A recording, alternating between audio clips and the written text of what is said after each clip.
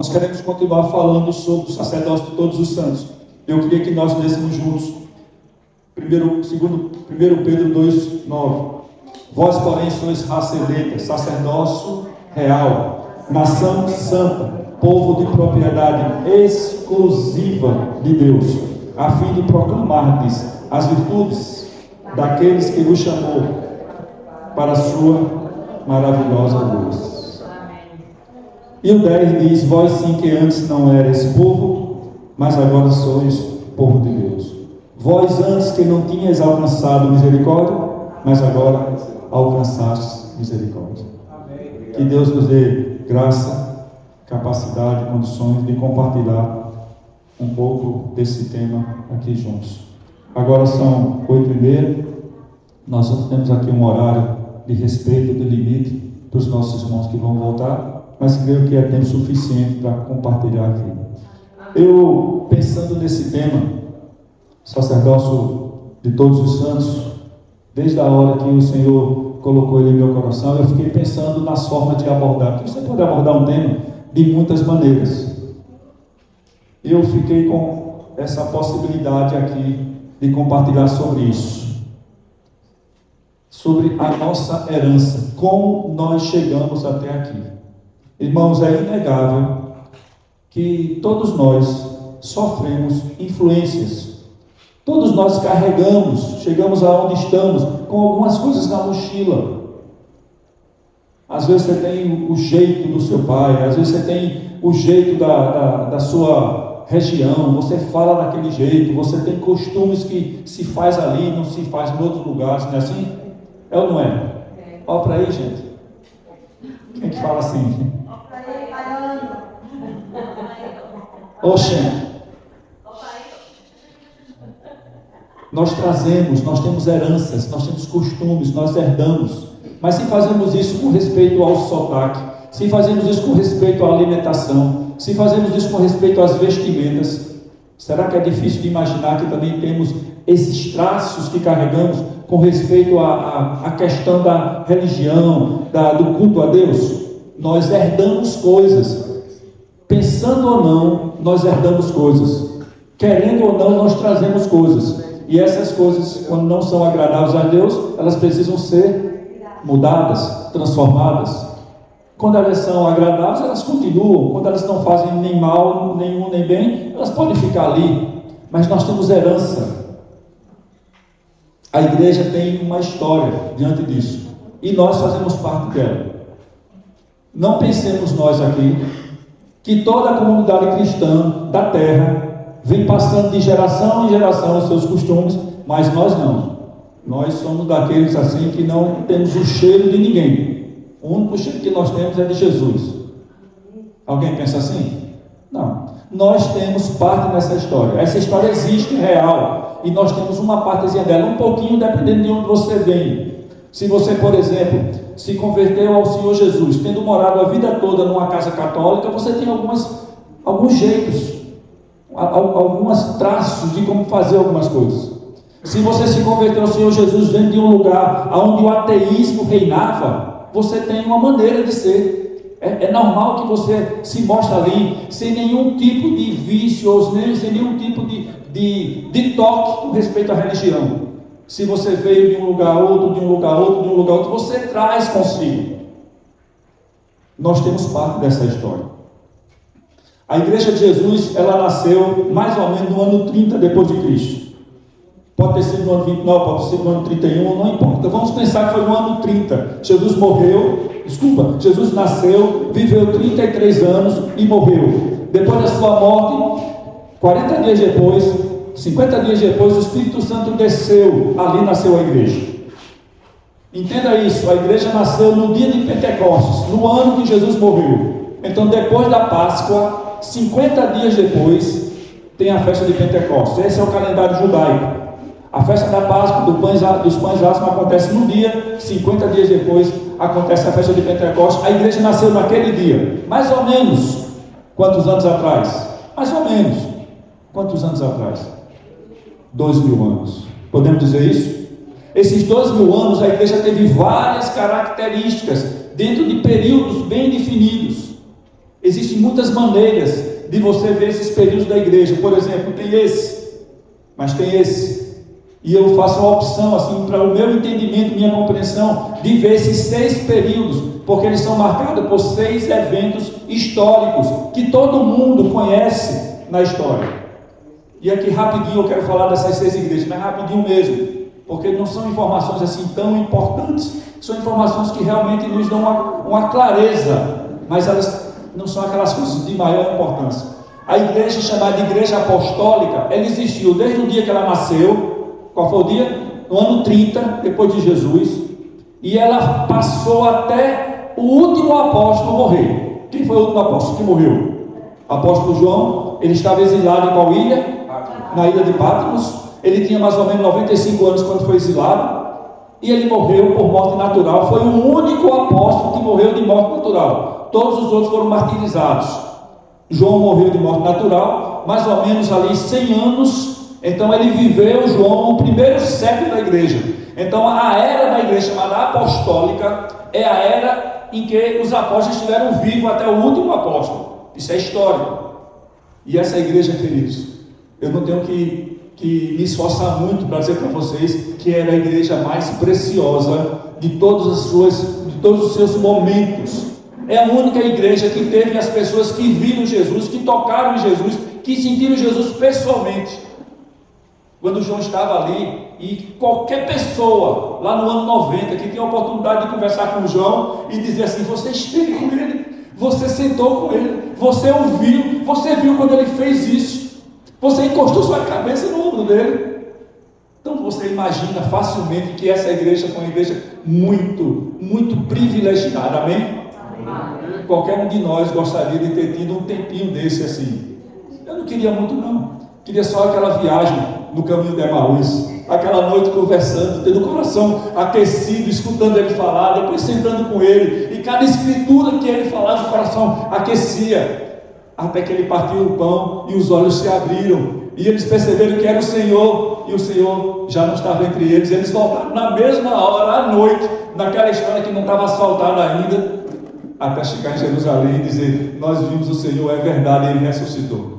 Igreja de experiências vivas com Jesus, chamada Igreja Apostólica. Viu os milagres, viu tudo que Jesus fez aqui na terra, presencialmente. O nome dessa igreja, o nome da época, as pessoas costumam dizer que é a Igreja Apostólica. Foi do ano 30 até o ano 100. Amém? Essa igreja só teve 100 anos de presença na terra. Ela seguiu-se de uma outra igreja, de uma outra época, marcada por coisas bem específicas. É chamado de, Igreja Apostólica. Pronto, que eu vou falando, esqueço dos slides. A igreja seguinte ficou constituída como uma igreja perseguida. Por quê, queridos? Porque essa igreja, que começou depois da morte do último apóstolo, até o ano 313, quando Constantino, imperador de Roma, fez um decreto e declarou a igreja a religião oficial do império. Até aquele período, essa igreja não teve um dia de paz. Essa igreja foi perseguida duramente todo o seu período. Foi nesse período, e você deve ter estudado isso nas escolas, que a igreja reunia em catacumbas, a igreja reunia escondidas. A igreja nunca teria a possibilidade de fazer um prédio e botar uma placa: aqui reúne a igreja de Jesus de Corinto. Nunca, porque a igreja era perseguida. Eles queriam saber onde é que estavam esses cristãos. Todos os imperadores desse período, eles perseguiram duramente essa igreja. Essa igreja não teve paz exterior. No entanto, essa igreja, ela tinha algo que faz falta hoje. Essa igreja tinha um filtro. Ninguém ia dizer que era cristão para poder botar um rótulo na testa de ser uma pessoa bem relacionada. Quando você dizia que era um seguidor de Jesus, você já estava na lista da Interpol da época. Você já era procurado, perseguido, podia ser morto por declarar-se cristão. Era uma igreja que tinha um aspecto de pureza natural. Porque para você dizer que era cristão, você realmente tinha que ter muita convicção disso. Concorda ou não? Quando dizer que era cristão, te colocava sob os olhares daqueles que queriam ter o mal, tua morte, da sua casa, da sua família. Então essa igreja, ela realmente foi uma igreja que sofreu a perseguição dos homens, mas ela foi muito abençoada, pela presença dos consolos do Espírito Santo, da paz que excede todo entendimento, da capacidade de não fazer questão de si mesmo, de ver seus bens sendo levados e você ficar alegre, de você ser cerrado no meio e ainda dar louvores a Deus. O nome dessa igreja, à época, chama-se Igreja Perseguida. A igreja que sucedeu-se a ela é uma tristeza. Foi quando Constantino, em 313, como imperador, percebendo o poder da igreja cristã, a influência que ela já tinha dentro do império de pessoas, ele declara a igreja a religião oficial do império. Então todo mundo que tinha medo de seguir aquela igreja, que não tinha uma convicção suficiente para se declarar cristão, agora ao lado do imperador, ser cristão era algo de um status interessante. Sou amigo do imperador, tenho a religião do imperador. Você percebe? Então essa igreja passou a ter paz exterior, passou a ser amigo do rei, literalmente. Mas essa igreja, ela começou o seu declínio espiritual. Irmãos, vou colocar a imagem seguinte. Veja que grande diferença.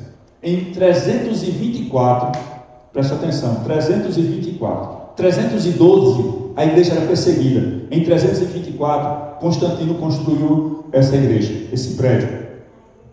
Esse prédio existe até hoje. Esse prédio tem 1700 anos. Chama-se a igreja de, acho que é João Latrano, lá em Roma. Agora você imagine a pessoa que era perseguida, reunida numa catacumba. 11 anos depois, ele entrava nesse lugar, de peito cheio, para cultuar a Deus. Essa igreja sofreu uma influência terrível. A sua sinceridade, a sua entrega ao Senhor, ela foi minada, porque ela começou a ter esse tipo de situação que facilitava seu culto, mas também era uma mescla com aquele mundo exterior. Você entende isso? Chama-se Igreja Imperial, porque durou todo o período do Império Romano. O Império Romano vinha desde muito tempo. Jesus nasceu durante o Império Romano. Roma dominava a Judéia. Herodes era governador da Judéia em nome de Roma. Mas quando chegou em 476, o Império Romano do Ocidente, que a capital era Roma, aqui é só um pouco de história, não sou doutor em história, mas isso é uma situação bem básica. O Império Romano tinha duas capitais: Roma, Império Romano do Ocidente, e Constantinopla, Império Romano do Oriente. Quando o Império Romano do Ocidente caiu pelo ataque dos bárbaros, o imperador foi deposto. Então começamos uma outra igreja, chamada Igreja Medieval. E aqui eu quero chamar a sua atenção. A igreja medieval, o oposto da igreja apostólica, que foi uns 100 anos, pequenininho o seu período de influência, a igreja medieval foi de 476, quando Roma caiu, até 1453. Foram 1000 anos sobre a influência dessa igreja, dessas características de igreja. Esse período é conhecido na história como a Idade Média, também é conhecido na história como a Idade das Trevas, e isso é para mostrar o quanto essa sociedade, e a igreja dessa sociedade era muito forte, o quanto ela se aprofundava em coisas que eram distantes das mais legítimas. A igreja medieval fortaleceu-se do ponto de vista econômico, do ponto de vista político. Nessa época, o chefe maior da igreja, preste atenção, ele botava reis e ele tirava reis. Se o Papa, que até hoje é chamado assim, ele não coroasse o rei, aquele reinado não era reconhecido. Ele estava pronto a qualquer momento cair. Então essa igreja era poderosa, queridos. E eu vou dizer uma coisa para vocês, para que vocês percebam isso, que muita gente não percebe. A gente segue a história sem se dar conta disso, achando que sempre foi do jeito que é hoje. Não foi. Até esse período aqui, você sabe quantas igrejas cristãs havia no mundo? Uma única igreja cristã. Quando você passa os olhos hoje pela sociedade, você vê tanta igreja, você vê tanto nome, tanta expressão diferente, tanta liberdade para fazer do jeito que quiser, aonde quiser. Até esse período, essa igreja que ao longo dessa história foi centralizando o seu governo, foi centralizando sua administração, passou a ter sede em Roma, a sua autoridade maior era o Papa, seguido de várias outras autoridades, era uma única igreja na terra. Veja como a história da igreja moderna é muito recente, é muito pequena. E aqui eu quero dizer uma coisa muito importante que você perceba: a maneira como essa igreja, que durou 1000 anos a sua influência, a maneira como ela impregnou na vida das pessoas, até hoje existem requisitos dela. Até hoje é possível olhar para mim, para você, e perceber de onde é que vem aquela maneira, aquele jeito de ser, aquele jeito de cultuar. Porque essa igreja, ela dominou os hábitos, os costumes de quem era cristão, naturalmente. Porque nesse período havia aqueles que não criam, aqueles que eram ateus e etc. Mas a comunidade cristã, até esse período, diga isso para você entender, até esse período era uma só. Você não podia dizer assim, não gostei dessa igreja, vou para cá, não tinha isso. Era uma única igreja, a igreja medieval. E aí tem uma verdade que eu anoto aí na última linha. O pior desvio espiritual da igreja aconteceu nesse período.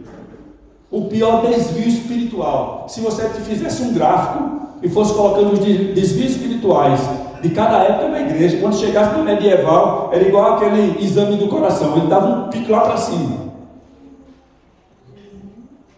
Esse desvio espiritual, ele começou a incomodar as pessoas sinceras, que queriam viver um evangelho autêntico, porque ela tinha práticas que até hoje qualquer leitor, superficial que seja, percebe que aquelas práticas são completamente fora da palavra. A igreja seguinte, e aí dá para comparar isso, é chamada igreja reformada. A igreja reformada, ela tem como a pessoa que encabeça essa reforma um homem chamado Martinho Lutero. Mas ele foi aquele que se tornou mais conhecido, foi aquele que chegou publicamente, mas havia um incômodo pelas práticas da igreja espalhado por toda a sociedade cristã. Mas Martinho Lutero, que era um católico, ele começa a apresentar as razões pelas quais, preste atenção a isso, as razões pelas quais a igreja tem que ser reformada, a igreja tem que ser transformada. Martinho Lutero nunca pensou em ter uma segunda igreja. A ideia de uma segunda igreja foi um trem que pegaram junto com Martinho Lutero por outros interesses, que não a verdadeira purificação da igreja. Quando príncipes, reis perceberam que seguindo Martinho Lutero poderia ter, de uma forma política, a independência de Roma, começaram a fortalecer o movimento conhecido como Reforma. Mas Martinho Lutero, na verdade, queria apenas que a igreja fosse transformada, voltasse à sua origem, voltasse ao que era lá na época dos apóstolos. Se não uma volta tão grande, mas ele tinha muitos incômodos. O mais fácil de dizer para vocês é devolver à igreja o sacerdócio de todos os santos. Se você olhar na história, se você botar no Google Reforma Protestante, maior contribuição de Lutero, você vai encontrar lá um texto sobre o sacerdócio de todos os santos. Porque Martinho Lutero começou a defender a ideia de que nenhum cristão precisaria, por necessidade, de um intermediário entre ele e Deus. Ele começou a mostrar que todo cristão autêntico tinha acesso direto a Deus, que é uma verdade que até hoje nós insistimos com ela. Então essa foi a maior contribuição de Lutero. Só para você perceber como às vezes as pessoas pegam a carona e seguem a forma errada. Teve muita gente que pegou essa visão de Lutero e foi para um extremo muito distante do que a Bíblia diz. Mas há um equilíbrio muito grande quando a gente olha para as comunidades cristãs que estão à nossa volta, nesse ponto, o sacerdócio de todos os santos. Essa foi uma contribuição de Lutero. Mas eu queria chamar a sua atenção aqui para uma coisa. Sim, é importante dizer isso, está lá, né? Você está vendo aí? Ele abriu os cultos que hoje nós temos com tanta facilidade, para que ele fosse feito no idioma nativo. Se nós estamos aqui, o culto é feito em português. se eles estivessem lá na Inglaterra, o culto seria feito em inglês, porque todos os cultos, olhe bem isso, todos os cultos da igreja, da única igreja que existia, eles eram celebrados, eles eram conduzidos numa língua que hoje é morta, chamada latim. Então as pessoas chegavam na igreja e lá estava tudo pronto para adoração, estava tudo pronto para a prática religiosa, tudo era feito numa língua estrangeira que as pessoas não entendiam. Aí eu lembro de uma passagem de Paulo que diz assim: eu prefiro na igreja falar 5 palavras na minha própria língua do que 10.000 palavras numa língua que não seja entendida. Então essa questão da língua estrangeira, quando Lutero percebia isso, ele percebia a necessidade de mudar. Então foi Lutero que pela primeira vez traduziu a Bíblia do latim, ou melhor, do grego e do hebraico, ou da Septuaginta, para o alemão. Foi a primeira contribuição grande que Lutero deu. A Bíblia é traduzida na linguagem do povo, o sacerdócio agora passava a ser do povo, mas essa igreja reformada, essa igreja, historicamente, ela foi até 1648. O que é 1648? Se você olhar na história, é o fim da guerra dos 30 anos na Alemanha, por questões religiosas. Então, em 1646, se entende que começou a igreja da Idade Moderna. Começou em 1646 e dura até o dia 18 de abril de 2025, que é hoje. Nós estamos vivendo o período da igreja moderna. Essa igreja moderna, ela já é diferente da igreja reformada, a igreja das mudanças. Essa igreja teve uma multiplicação de comunidades cristãs. E isso acontece aos nossos olhos, todo dia nasce uma nova. Teve um período até a gente brincava, passando na rua, vendo uma igreja e vendo o nome que dava aquela igreja. Um nome muito criativo, assim, um nome que era uma igreja nova. Os pontos da reforma foram consolidados, os pontos da reforma foram firmados profundamente. Eu vou passar rapidinho com você, mas a igreja moderna também tem como característica o surgimento de muitas seitas cristãs. Eu boto isso entre aspas, porque quando eu digo seitas, é difícil de botar cristãs junto como sendo uma coisa coerente. Mas como surgem, por exemplo, igrejas cristãs que dizem que Jesus Cristo não é Deus, ela leva na frente de todo mundo a ideia de que é uma igreja cristã, mas é uma igreja que realmente descaracterizou-se, porque tirou o seu fundamento principal. Consegue ver essas duas imagens? Igreja apostólica, homem simples, poucos recursos. Igreja medieval, a igreja mais rica que você possa imaginar. Aí eu lembro de uma frase que eu não sei até onde ela é verdadeira, mas eu ouvi, falando da evolução da igreja. Nesse período apostólico, a igreja não tinha nada. A igreja chegava e dizia: não tenho prata nem ouro, mas em nome de Jesus, levanta-te e anda. E o homem levantava e andava. Na igreja medieval, nós temos prata e temos ouro, mas nada mais do que isso. Esse é o contraste gigante entre essas duas igrejas. Uma igreja que enriqueceu-se dos bens materiais, mas perdeu a sua riqueza espiritual. Líderes, pessoas simples e letradas. Essa igreja medieval era a igreja mais culta.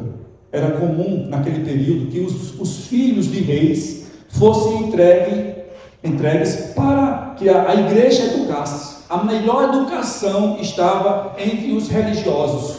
É de lá que saía aquela cultura maior. Por isso que é tão comum você ver nesse período que as pessoas eram teólogas e isso e aquilo. A maioria das pessoas que tinham algum poder aquisitivo, elas tinham conhecimento de teologia e conhecimento de uma outra área da ciência. Porque o conhecimento e o saber estava nessa igreja medieval.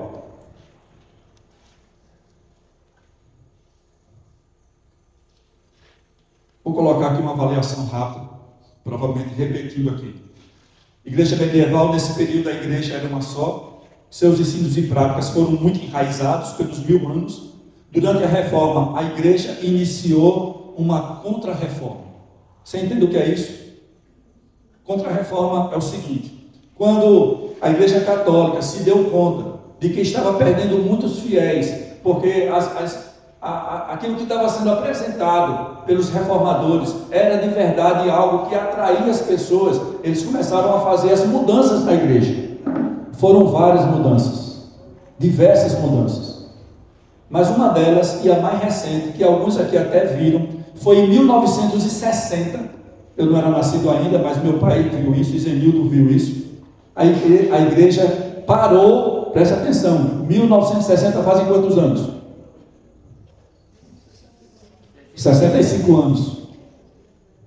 Apenas 65 anos atrás, a Igreja Católica parou de fazer culto, missa em latim. Não faz muito tempo que você ia para uma missa, sentava e você via toda uma liturgia, como é chamado, em latim. Então você entrava, saía, e se você não soubesse latim, você não entendeu nada. Irmãos, isso deixou com que essa igreja tivesse cultos, tivesse práticas religiosas, cheio de situações influenciadas por isso. Então as pessoas entravam caladas, saíam mudas. E quando muitos de nós se converteram desse ambiente, porque a grande maioria de nós vem do ambiente católico. Eu fui coroinha de uma igreja.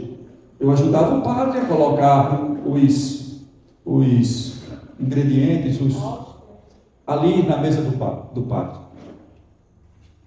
Então muitos de nós saíram desse contexto e nós saímos com algo que nós não escolhemos aprender, simplesmente foi entrando, como se costuma dizer, na corrente sanguínea. Os reformadores mudaram muita coisa na igreja, mas não mudaram tudo. Eles alcançaram muitas coisas, mas não alcançaram tudo. Você conhece essas 5 frases? São conhecidas assim por aqueles que estudam um pouquinho. Somente a fé, somente as Escrituras, somente Cristo, somente a graça, somente a Deus a glória. São 5 afirmações que os reformadores fizeram, que isso mudou a vida da igreja. Eu quero dizer para você que mudou, e você vai perceber por quê. Quando diz somente a fé, ele estava desafiando que as obras humanas não seria necessária a salvação. Se isso não tivesse mudado, a gente estava com essa distorção ainda. E hoje a gente costuma dizer com muita clareza: pela graça sois salvos, mediante a fé. Isso não vem de vós, é dom de Deus, não vem de obras para que ninguém se glorie, pois somos feitura dele em Cristo Jesus para as boas obras. Está escrito aonde? Efésios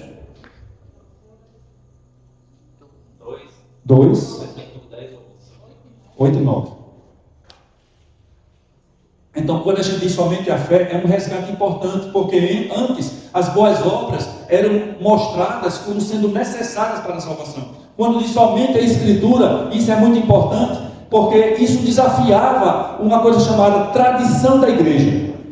A Bíblia foi lacrada, fechada, está aqui a Bíblia. Mas toda a tradição da igreja, tudo aquilo que era escrito como uma tradição nova da igreja, tinha o mesmo peso que as Escrituras.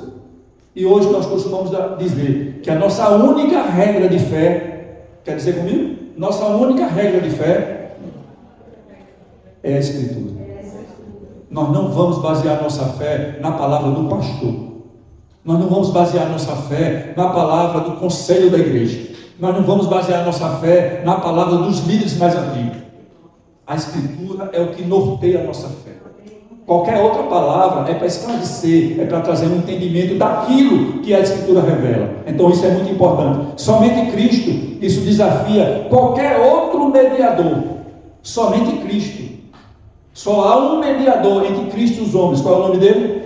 Jesus Cristo, homem. Só há um mediador. Então quando Lutero disse somente Cristo, ele estava dizendo isso. Ele estava dizendo que nenhum sacramento seria mediador, porque a igreja tinha 7 sacramentos, e cada sacramento era apresentado como uma forma de ter graça para mediar diante de Deus. Somente Cristo. Somente a graça desafiava a ideia de qualquer merecimento humano.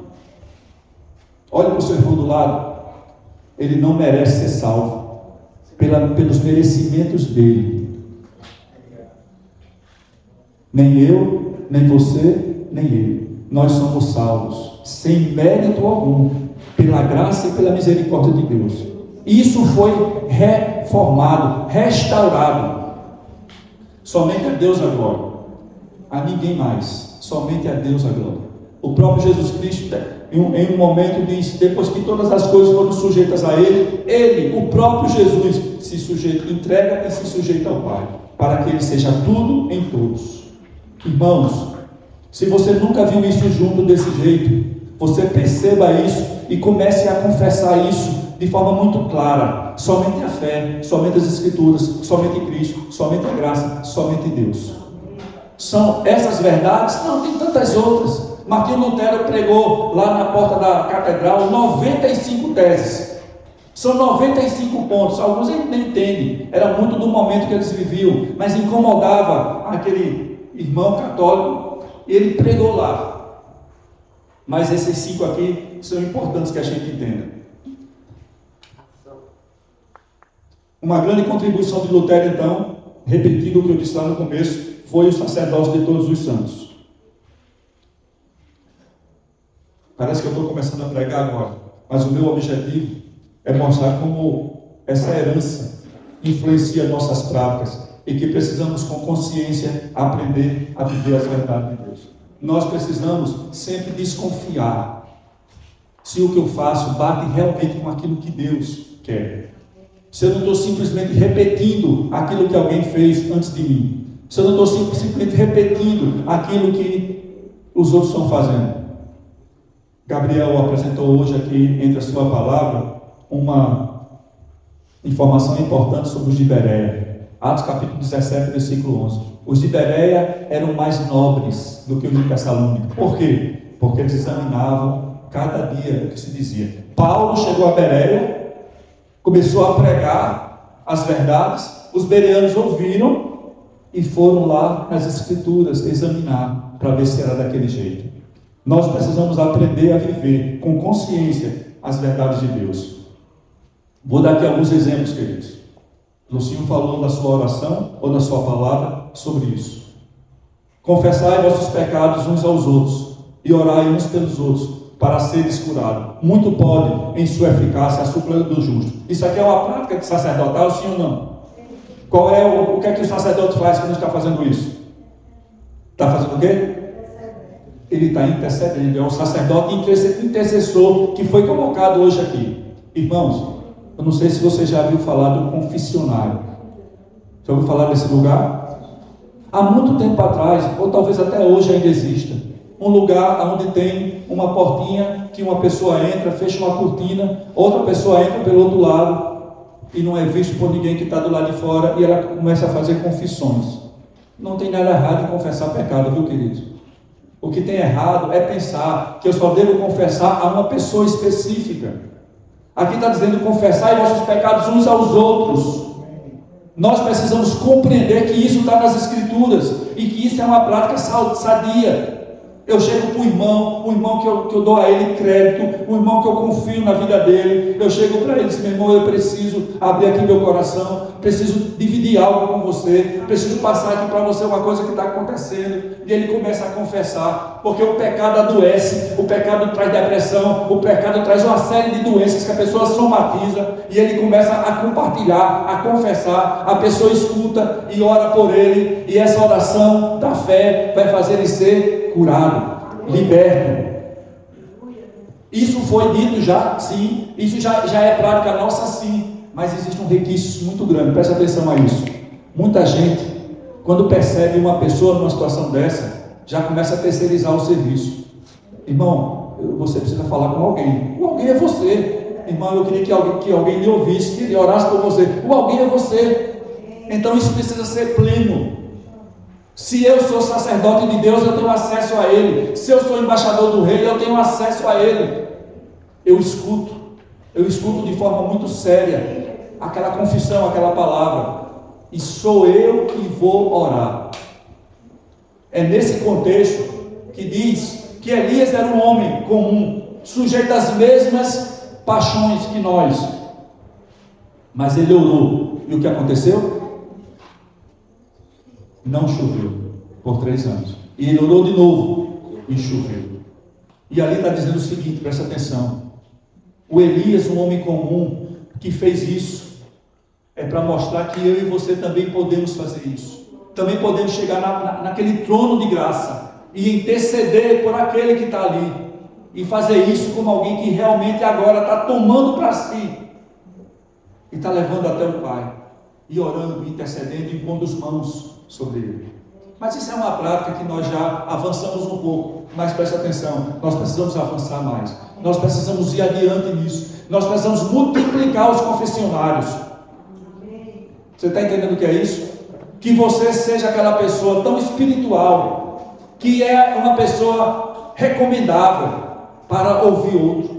É uma pessoa que aprendeu a guardar, que é confiável, que o outro chega a falar para você, que tem liberdade, e ele sabe que você de verdade vai fazer o que é certo, vai ouvir e vai orar. Preste atenção a isso.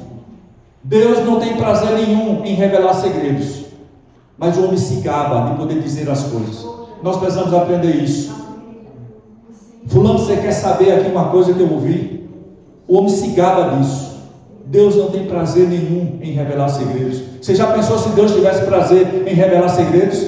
Já pensou Deus dizendo os teus segredos? Já pensou Deus dizendo os meus segredos? Já pensou como seriam os outdoors na cidade se Deus estivesse publicando lá a tua vida e a minha vida? Deus se agrada em perdoar nossos pecados e colocar no mais profundo mar. Mas o homem, ele quer falar disso. Então você precisa, eu preciso ser confiável. Você entende o que é isso? Nós precisamos ser aquela pessoa que inspira essa confiança, que as pessoas chegam para nós e dizem assim: eu sei que eu posso contar com você, eu sei que eu posso abrir meu coração com você, e é verdade, ele pode. E você escuta e você ora, e você agora precisa crer que você é o homem que vai interceder por ele, por ela. Eu dou muito graças a Deus, porque eu já fui tido como confiável por muitos e muitos e muitos que chegaram até mim e confessaram suas lutas, suas dificuldades, desde a minha casa, dos meus filhos, até na vida da igreja e em outros lugares. Eu dou graças a Deus pela misericórdia dele estar sobre mim e fazer com que coisas que eu ouvi até hoje está só no meu coração e no coração do Pai, passado para ele. Você precisa ser confiável.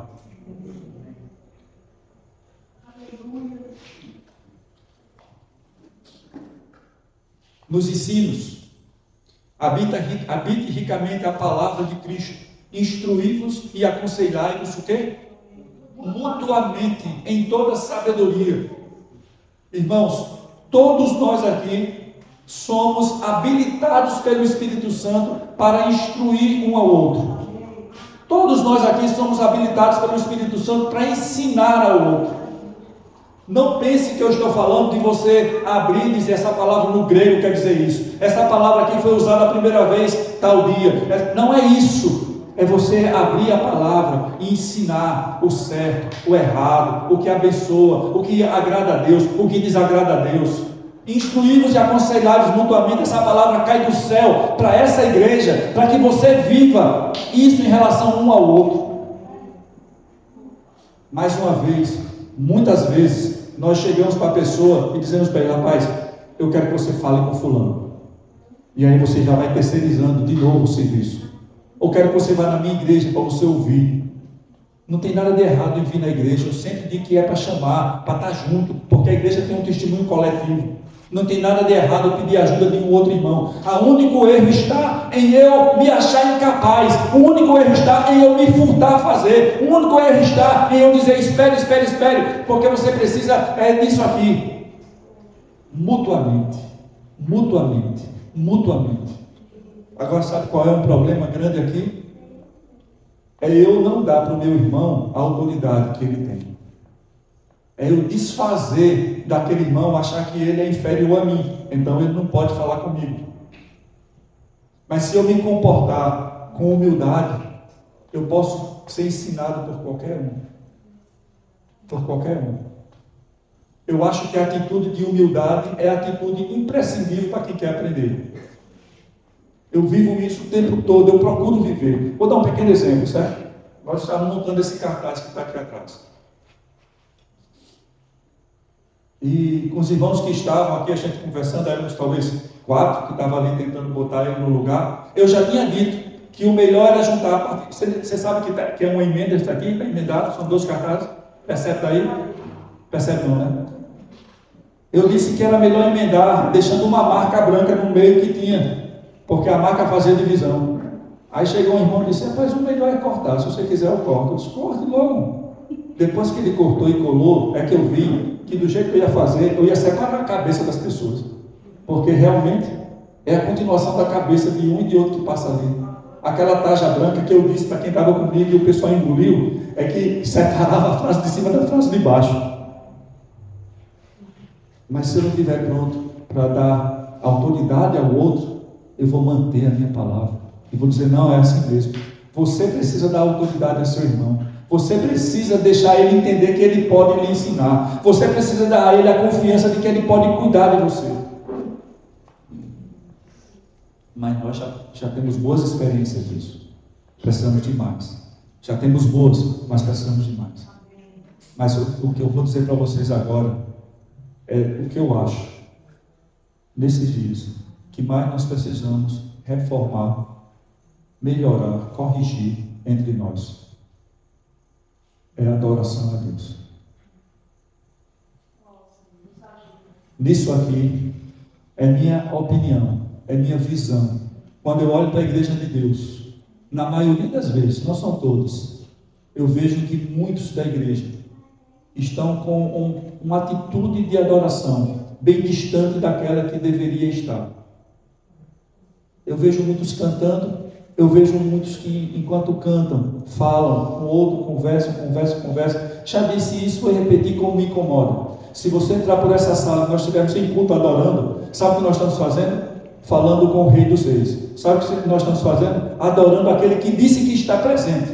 Aí você entra por aquela porta, ou seja lá onde for, e você começa a chamar a atenção de um e falar com o outro. E isso é uma coisa incompatível com a atitude da adoração. Além de não entender exatamente o que é adoração, que no fundo eu acho que esse é um dos requisitos que trazemos da igreja antiga que nós frequentamos, ou que nossos pais frequentaram, ou que nossa família fazia parte, e a gente não se deu conta do que é a verdadeira adoração. A igreja, ou na igreja, o serviço a Deus que mais precisamos reformar nesses dias é a oração comunitária. O sacerdote que nós somos, ele foi criado por Deus, primeiro para adorar. Deus nos fez um povo de adoradores. Se você não fizer nada mais para Deus, depois de resgatado, e passar o resto da sua vida, como diz a Bíblia, sobre uma mulher chamada Ana, todos os dias, no templo, servindo a Deus, com suas orações, você está fazendo a coisa mais importante, você está adorando a Deus. Nós fazemos muito, que nos tornamos quase que automáticos em coisas que fazemos para Deus. Mas será que estamos adorando ao Senhor? Vou tentar ser claro nisso. No início das páginas do Novo Testamento, o que nós encontramos é a adoração. O Cântico de Maria: minha alma engrandece ao Senhor. O Cântico de Maria. O Cântico dos Anjos. Os pastores estavam no campo e os anjos se apresentaram e veio uma milícia angelical louvando a Deus e declarando louvor e adoração a Deus. O louvor de Simeão, quando pegou Jesus no templo, e louvor a Deus com aquela criança que os olhos dele estavam vendo. A adoração de Ana, a adoração dos reis magos.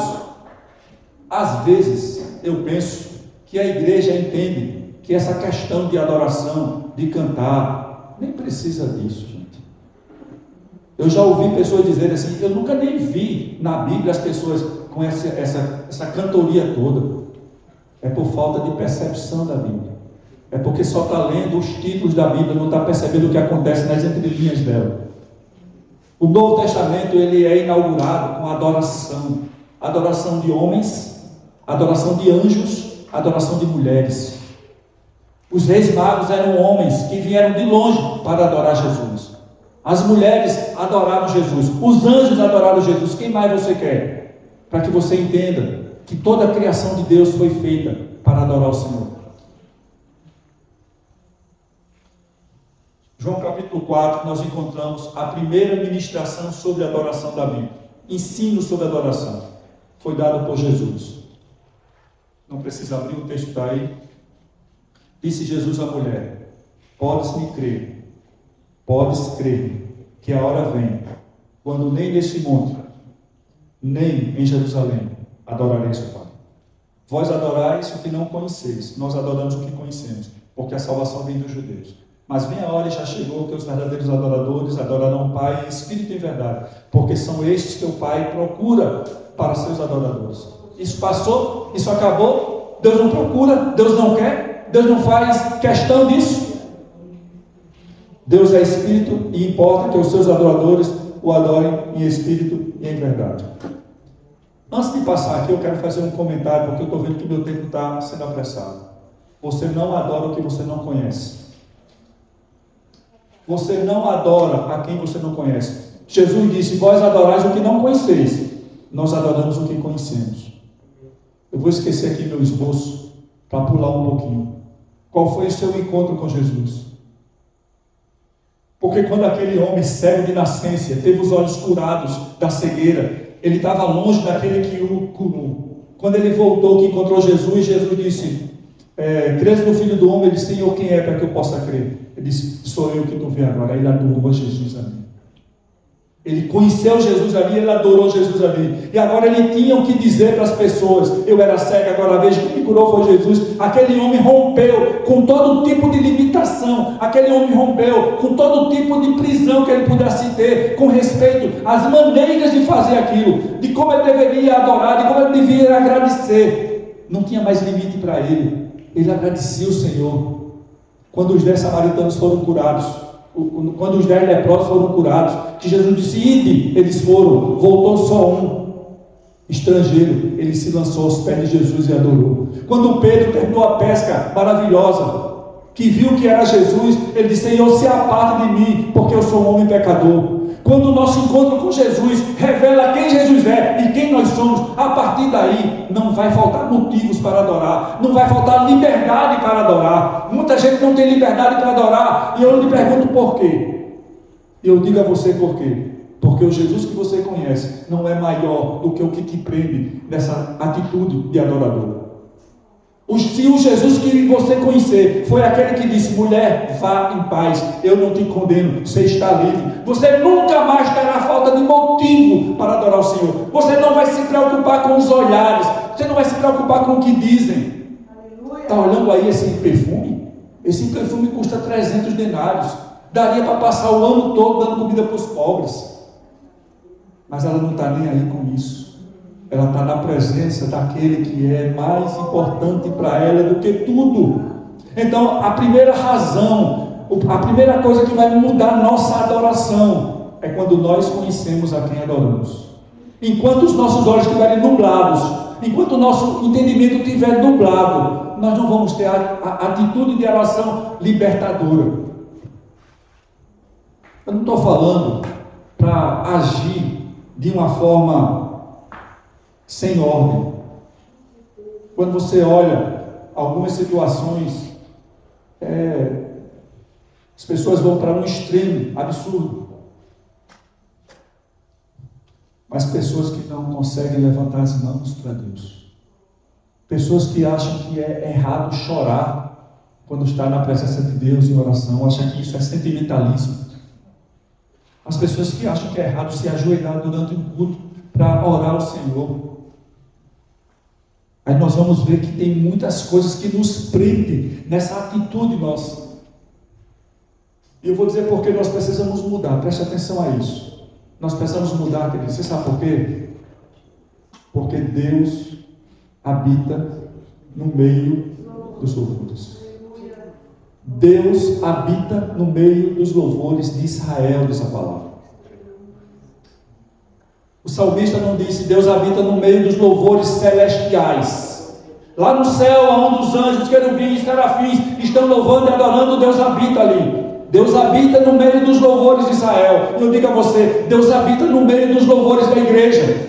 Quando a igreja for tomada de adoração, de louvor, o Senhor se agrada disso, e a manifestação da presença de Deus será marcante em resposta à adoração que damos a Ele.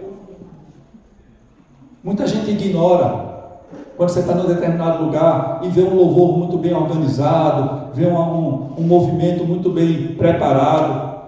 Não sou juiz do coração das pessoas, mas quando eu olho para um grande grupo de pessoas com demonstrações externas de quebrantamento, de entrega, de sinceridade, eu lhe digo que para mim vale muito mais do que olhos frios, caras geladas, feições que não mudam nada. Porque se você tiver um jogo de futebol e se eu time fizer um gol, você vai pular e vibrar. Porque se você estiver sofrendo alguma dor, você vai chorar e botar a mão. Por que não, na presença do Senhor, nós nos emocionarmos com aquilo que Ele fez em nossas vidas, transformando nossas vidas, aquilo que nós éramos, naquilo que somos hoje, te tirando do império das trevas e botando para a luz. A nossa adoração será transformada, mudada, a partir do momento que você saiba quem é Jesus. Eu não posso esquecer isso, querido. Eu venho de uma família muito sofrida. Meu pai está aqui, foi o primeiro que se converteu, e eu vou dizer isso na presença dele. Meu pai tem 2 irmãos. Se você ouvir a história do meu pai e dos 2 irmãos, você vai ver a diferença do que é Deus agindo na vida de uma pessoa.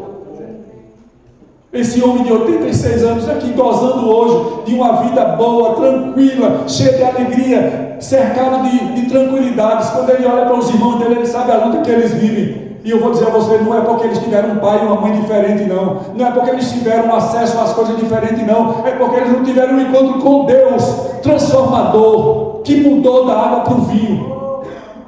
O que eu sou hoje, eu sou fruto da misericórdia de Deus. E eu prefiro a minha vida do que a dos meus primos. Eu prefiro a minha vida do que olhar e ver aquele que se separou, aquele que abandonou, aquele que vive assim, aquele que faz assim. E eu tenho motivo para dar glória a Deus e adorar a Deus pelo que Ele fez na minha vida e continua fazendo até hoje. Então, quando conhecemos a Deus, nós somos libertos para adorar. É que é aquele Deus que está sentado no trono, aquele Deus que nos livra, que nos guarda, que nos protege, que nos supre, que nos anima, que nos refaz, que nos conforta. Ele, nós temos motivo para adorar. Então, quando você estiver no culto de adoração, a primeira coisa é dizer ao Senhor: Senhor, me lembra tudo o que Tu fizeste comigo.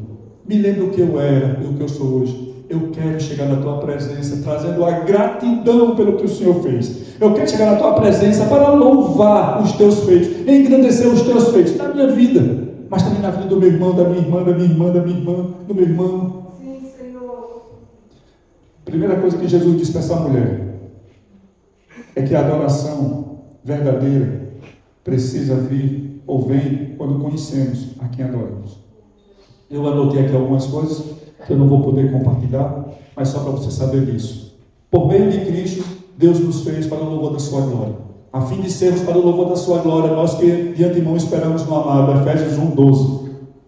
Por Jesus, Ele nos fez sacerdote para Ele. Ele nos fez, nos constituiu rei e sacerdote para o seu Deus. Apocalipse 1:16. Por meio de Cristo, Ele recebe nossos sacrifícios de louvor. É isso mesmo, Marcelo? Por meio de Cristo, Ele recebe nossos sacrifícios de louvor. Por meio de Jesus, pois, ofereçamos a Deus sempre sacrifícios de louvor, de lábios, frutos de lábios, que confessam o seu nome. Isso aqui é sacrifício de louvor. Isso aqui é adoração. É ato de um sacerdote. É função de sacerdote adorar a Deus, prestar culto a Ele. Não negligencieis igualmente a prática do bem e a mútua cooperação, porque com sacrifícios tais Deus se agrada. Deus se agrada dos teus sacrifícios de louvor. Deus se agrada de declaração de lábios que confessam o seu nome. Eu fico constrangido quando o homem está aqui na frente e diz: irmãos, abra sua boca, glorifique a Deus. E tem um silêncio incômodo. Você não percebe isso? Que tem um silêncio incômodo. E aqui está dizendo: ofereçamos a Deus sacrifícios de louvor, que são frutos de lábios que confessam o seu nome. Você quer ouvir? Para que você se corrija? Se você olhar a fita do último mês, dos últimos 2 meses, dos últimos 3 meses, são sempre as mesmas pessoas que falam. Mas porque a igreja não tem liberdade? Não, pelo contrário, a igreja dá liberdade, a igreja convida, a igreja abre. Teve um encontro aqui no Rancho Mourão. Nós estávamos lá, o irmão abriu a oportunidade. Glorifique a Deus com suas orações. Aquele silêncio comum. De repente eu comecei a ouvir uma música, um salmo, entoado de forma muito bonita, muito bem, melodia muito bem colocada. E eu me esforçando para reconhecer a voz do irmão, querendo saber quem era aquele irmão que de repente veio com aquela coisa nova, tão bonita no meio da adoração, louvando a Deus. Quando terminou o encontro, eu descobri que era o motorista da van, que tinha vindo deixar os irmãos para o culto. Quando estivermos reunidos na presença do Senhor Deus Todo-Poderoso, Criador dos céus e da terra, o libertador da tua vida, que você compareça perante Ele, oferecendo sacrifício de louvor, de lábios que confessam o seu nome. Faça isso, porque aqui diz: desses tais sacrifícios Deus se agrada. Somos salvos pela fé? Temos só a palavra como regra e prática? Nós precisamos mudar nesse quesito da adoração a Deus. Adoração, isso é uma definição, é a nossa reação a Deus quando Ele se revela a nós. Quando a sarça ardente apareceu lá, Moisés ficou todo trêmulo. Quando você vai vendo as histórias de uns que tiveram um encontro com Deus, quando João foi arrebatado, ele caiu meio que morto.